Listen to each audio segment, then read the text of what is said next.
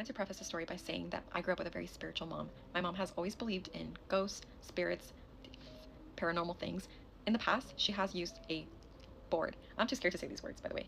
Well, I grew up with my mom taking me to psychics all my life. My mom, when I was a child, was told by several people that I had a gift, that I was born with a gift to see and feel beyond this realm. Essentially, that I had a clairvoyance and a sensitivity to energies.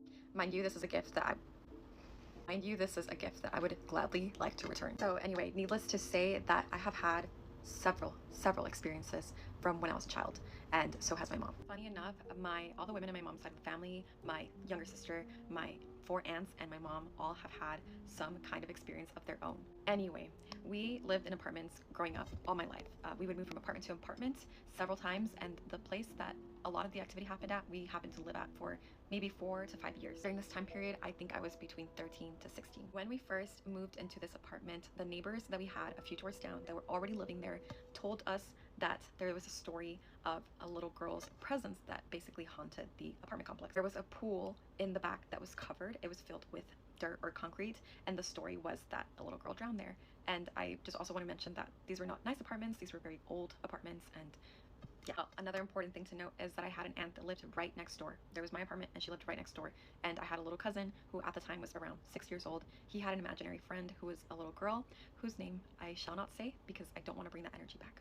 For some reason, most of the activity of the things that happened was in my mom's room. My room was directly across from my mom's room. There was a hallway in between, but they faced each other directly. There was a bathroom. This was upstairs. So there was a bathroom in between the 2 bedrooms, and that was the only bathroom upstairs. The other bathroom was downstairs. So this is an important part of the story. I was always terrified of my mom's room because at this point I had already had other experiences that centered around her room.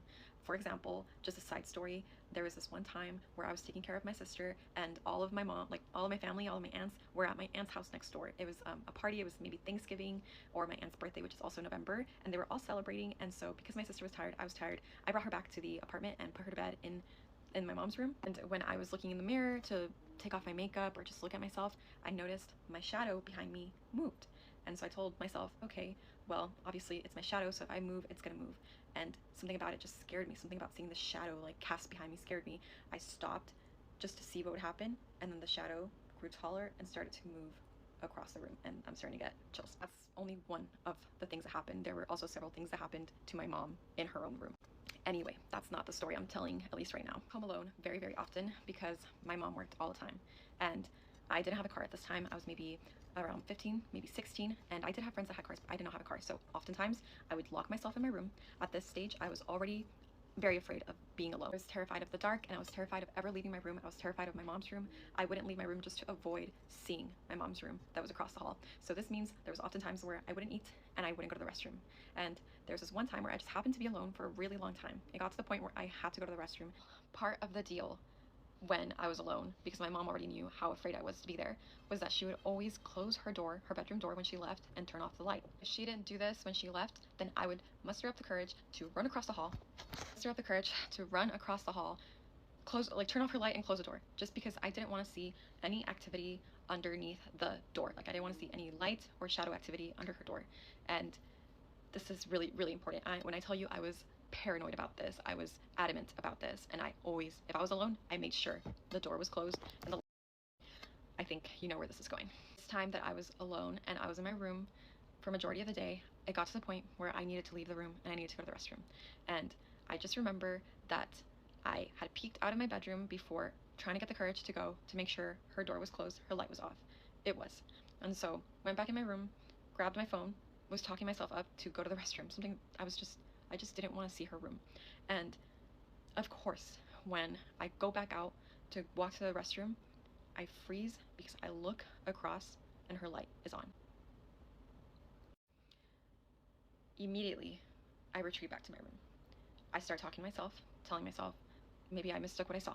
But I knew in my gut, and I knew because I checked, that the light had been turned off and it had been off, and now it is on. I don't know how much time passed, at least another hour, that I just hid in my room. Instead of fight or flight, I froze. I just froze in place and I was too scared to move. I started praying. I had a rosary I always had on me and just started praying. Well, eventually, because I knew my mom wasn't going to be home. Nobody was going to be home. My aunt worked with my mom at the time, and so nobody was home. Next door, I knew that I was going to be alone for a few more hours. I eventually mustered up the courage again to, at the very least, I wanted to confirm that what I saw was true, and if somehow I was able to run to the restroom and just come back, get that done.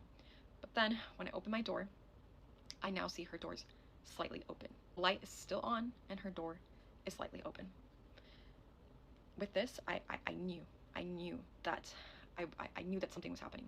So once again, retreat back to my room. At this stage, I'm freaking out. Like, even talking about this, it freaks me out. Eventually, fast forwarding through the time it felt like hours were passing. So the rooms were across from each other, and the staircase was next to my room. So I thought maybe if I just am able to turn the corner and run down the stairs and leave the apartment, that's what I'll do. I'm just too scared to be here. And so I open the door again, and now her light is off again, and the door is still open. And I just see a shadow, a short shadow, standing in the crack of the door. I freeze. I freeze. When I say I still get chills talking about this, I tried to tell myself maybe it's something hanging on the door, maybe it's this and that. I had checked after my mom was finally home. Nothing was hanging on the door, and nothing is in the view of the door. Like, you can't see anything from her bedroom from the view of the door. I don't know what that was, but I do. At this stage, I can't be at the apartment anymore. I'm frozen in fear, and I can't even get myself to run down the stairs. I go back in my room, and I call a friend of mine who had a car, and I tell her, you need to come pick me up. I'm scared, and I can't be here. We had a bad habit of always leaving our door unlocked because my aunt was next door, and just in case they were in and out of our apartment all the time, our door was always unlocked. So I tell my friend, the door's unlocked, come get me, go straight up to my room, come get me. So being a good friend, she comes, she goes up the stairs, I'm ready to go. First thing she says is, where did your sister go? Grab your sister. And I said, no, I'm alone. I'm not taking care of her today because I babysat very often. We can just go. Then she tells me the words that have haunted me to this day. She says, but I just heard her laughing. I heard her laughing while I was going up the stairs. Once again, this isn't the first thing and it's not the last thing that happened in that apartment. That apartment turned my stern, logical stepdad into a believer of things beyond explanation. Okay, I think it's my turn. So my story takes place my freshman year of college. I lived in one of the oldest dorms on campus, so that meant the building had history behind it, and the facilities weren't really that updated. We didn't have air conditioning, and we had a community shower and bathroom sort of area in between both sides of the hallway that we all shared, and all girls floor. So it was about 2 a.m. when I finished up my paper or project, something like that. This was like 12 years ago. But I remember feeling pretty gross. So I was like, I'm gonna go take a shower at an 8 a.m. I'm just gonna get this out of the way. So I walk down the hall and enter the bathroom. I quickly kind of can see and hear that I'm the only one in there. And just to kind of paint a picture of what it looks like, to the left there's sinks, mirrors, a couple bathroom stalls, and then there's also a hallway on the left, kind of like perpendicular to that you would walk down, that had showers. And there was probably like, 7 of them. There's quite a few, but I always picked the one that was second to the last. I think it was like the tallest one in my mind, and I'm a pretty tall girl. So I went into that one and started showering. And everything's pretty normal. Still don't hear anyone come in or out through the door. It's a pretty echoey bathroom. But what I do hear is the sound that could best be described as like a heavy body hitting the wet tile floor in the shower area, like outside the showers. And I was kind of alarmed. I remember asking, are you okay? Hello? Is everything all right? No one responded. And so I kind of wait a little bit longer and I don't hear anything. So I'm thinking, okay, somebody left their wet towel. People were always leaving stuff in there. And it just fell to the ground, and that was kind of that fleshy, heavy sound I heard. Well, not soon, or like soon after, I should say, I hear the sound of like a hand, so like still a fleshy sound slapping against the wet tile floor of the ground. And I hear then kind of the sound of like a body like pulling itself across the floor. I ask again, are you okay? Are you hurt? There's no response. And I'm starting to get pretty freaked out. I feel really scared. I remember I had my razor in my hand and was like pausing and listening, and I just kept hearing this like slap, drag, really heavy sound in the bathroom, kind of coming towards my stall. And I'm tearing up, I'm really scared and frozen, and I hear it get closer and closer to my stall, and then right outside my door, it stops, the sound stops. And I'm listening and I'm listening. And I finally get like, I don't know, feel brave enough to peek out the door. There's nothing there. I'm like, okay, and I'm time to get out of there. So I grab my stuff and don't even bother putting on the pajamas I brought. I just put my towel around me and grab my shower stuff. In hindsight, I should have just left it all behind. But I think one more time, like I couldn't have it on my conscience that if somebody was hurt, that I left them there. So the last thing I decided to do was kind of open each shower door and make sure that no one had fallen in their shower. So I go around and I hit each door open, like the one that's after me, and I keep just going down the line. And I don't see anyone. You can see the whole shower when you knock the door open, and they very gently open and swipe out clothes. And so I'm like, I'm out of here. This is, I was just terrified. So I finish going around the hallway. I walk past the bathroom stalls and the mirrors and the sink, and then I hear several of the doors to the bathrooms slam closed, and I bolt out of there. So yeah, I never took a shower that late again. I was too nervous to really go there by myself for a while. Yeah, that's my first scary college story. I look like a total mess because I just woke up, but I have been inspired. I want to finally do my Audacity Stitch because I have a lot of ghost stories, which sometimes is surprising people because I am a scientist professionally. But part of being a scientist is being open to what we don't know, and just understanding that there maybe are some things still beyond our comprehension. So I have a lot. But for this story, I'm going to focus on some of the most recent experiences I've had, which all took place at the Blue Ball Inn here in Clearbrook, Virginia. So I'm going to link the account because the owner, Joseph, is a friend of mine. He has a TikTok account, and there's lots of really crazy stuff on that. So go and follow that. But anyway, most of my recent experiences have been there, and I've had like a lot of sort of little classic, things that maybe could be explained away, like hearing voices and like seeing something out of the corner of your eye, that kind of thing, scratching on your body. It's a little hard to explain away, but maybe something else is going on there, right? But the one experience there that I really cannot explain away is, it's not even exactly a ghost story. It's more like just an unexplainable phenomenon. So I would love to hear what people think about this, because it is one, again, that I really struggle to come up with an alternative explanation for other than something supernatural or preternatural, okay? So this took place in fall of last year. After some weird things started happening, we ended up having some paranormal investigators come into the inn. And the very first one to ever come was this really great guy, Sean Austin, also here on TikTok. And he came in, and these other really great people, Chris and Jinjin, they came in to do the first ever investigation. I think they're also on TikTok.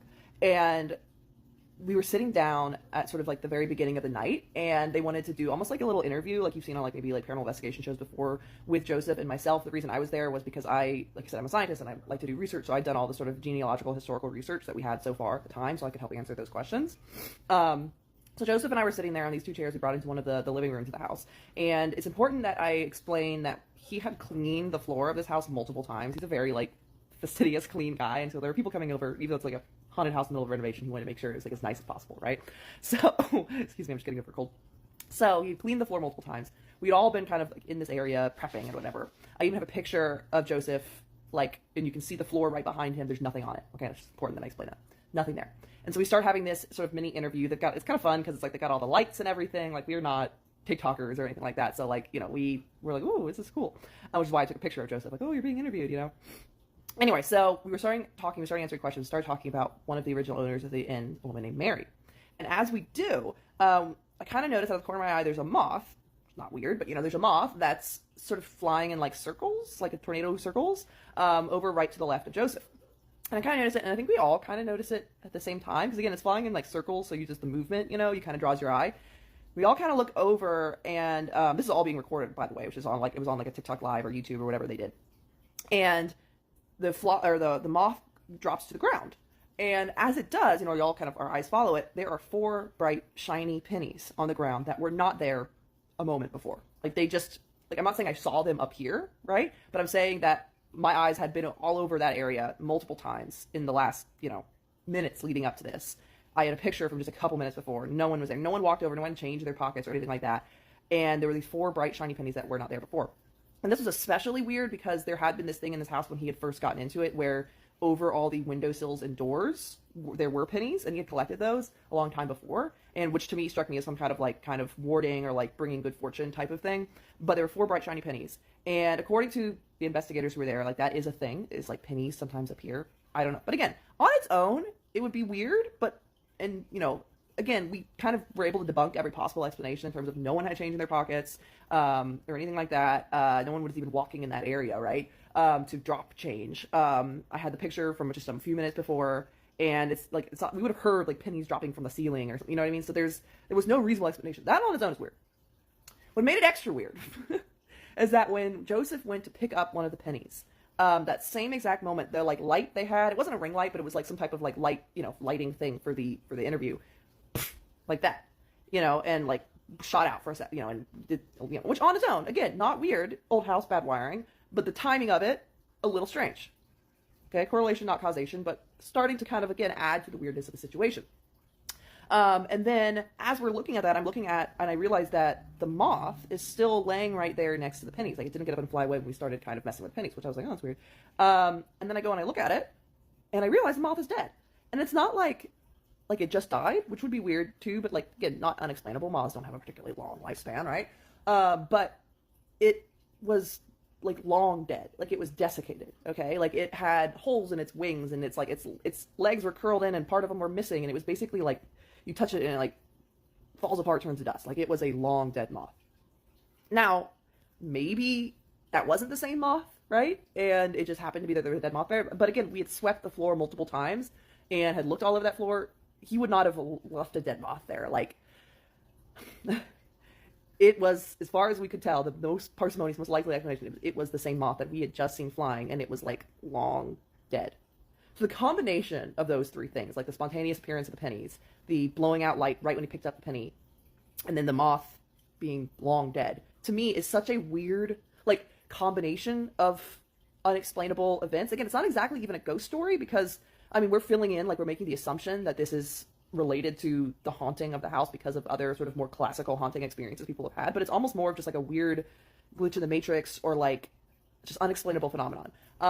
So yeah, I would love to hear anybody's thoughts about this. Like, if I do know there are other like haunted locations that have like a spontaneous penny appearance thing. I've heard that's like a thing. To my knowledge, never happened at the house again or since. But a lot of other weird stuff has happened.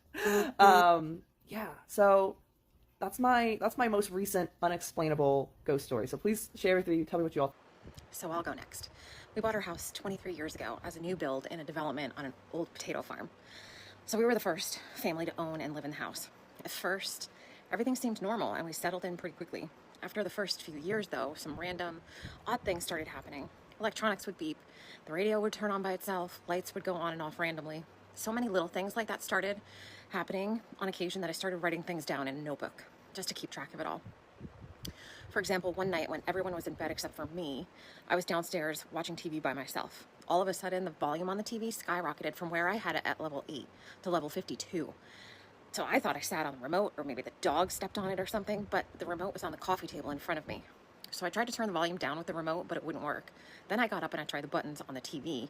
That didn't work either. The TV wouldn't even turn off. So I had to get my husband out of bed to help me pull the TV away from the wall and unplug it to finally get it to stop. When we plugged it back in to see what the problem was, it was back at its original level 8 where I had it to begin with. So we couldn't figure that one out. We had the TV for another few years and never had that problem again. Then not too long after that, one day while I was home alone and my kids were at school, my husband was at work, I went to take the trash out. I got about 2 feet from the door where I was taking the garbage out, and right by my head, I heard this loud, low, gravelly groan. I didn't even know what chills down your spine meant until that moment, and I got chills from my head all the way down my spine and completely froze in my spot. It was so creepy. Then I thought, well, maybe I just stepped weird. I'm gonna try to replicate it. So I was stepping on the wood floor thinking maybe that was it, but I couldn't repeat the sound. And especially, the creaking wood floor didn't make the same sound as the sound that was literally right by my head. So that freaked me out. After that, not too long after that, we started to remodel our basement and things really started to pick up. Things got weird. So if you want to hear more about that, give me a comment down below, follow, and I'll have more episodes because there's a lot more to talk about.